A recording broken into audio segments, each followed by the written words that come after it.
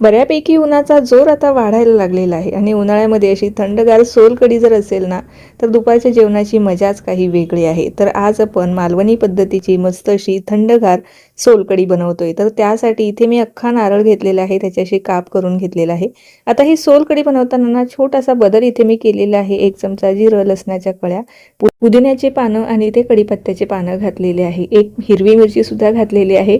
बऱ्याच भागामध्ये यामध्ये कढीपत्त्याची पानं आणि इथे पुदिन्याची पानं घालत नाही, परंतु हे दोन्हीही जिन्नस टाकल्यामुळे ना सोलकढीमध्ये तितका फरक पडत नाही. तुम्हाला टाकायचे असेल तर नक्की टाका, नसेल तर नाही टाकले तरी चालेल.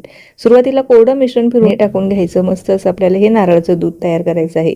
सुती कपड्यामध्ये छान असं आपल्याला हे ओतून घ्यायचं आणि जमेल तितकं पहिल्या बॅचमध्ये जेवढं पाणी निघेल तेवढं काढायचं आहे. त्यानंतर राहिलेला चोथा पुन्हा एकदा मिक्सरच्या भांड्यामध्ये काढायचा.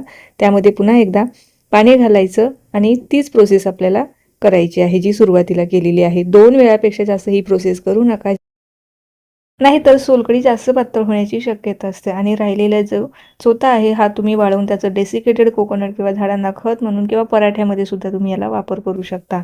आता नारळाचं दूध तयार झालेलं आहे. चवीपुरतं मीठ घातलं, 1 चमचा साखर घातली. त्यानंतर मी इथे कोकम आगळ घेतलेला आहे. रेडीमेड कोकम आगळ इथं वापरलेला आहे. तुम्ही फ्रेश बनवून सुद्धा घालू शकता. थोडीशी कोथिंबीर घालायची आणि तुम्हाला जर लगेच प्यायची असेल तर थोडे बर्फाचे तुकडे घालून लगेच पिऊ शकता किंवा अर्धा तास फ्रीजमध्ये ठेवायचे आहे. मस्त अशी आपली थंडगार सोलकढी रेडी.